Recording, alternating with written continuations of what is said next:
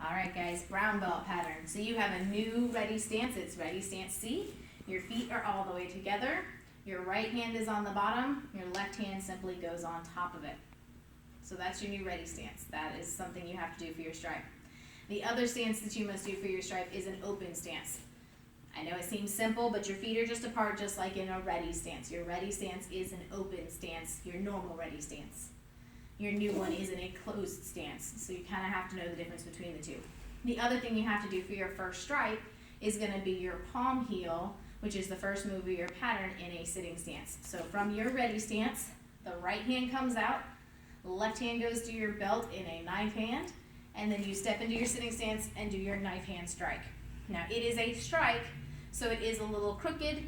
You will see people do it flat. I prefer it crooked because you are blocking a hand out of your way. So that will be your first stripe. Your second stripe is for your other new stuff. In your pattern, you will go from a ridge hand and a right foot, which we'll go over later, to a double knife hand block. So this is the one of those weird times where we're going to actually move the front foot over so that you can do a double knife hand block. That is a no change move.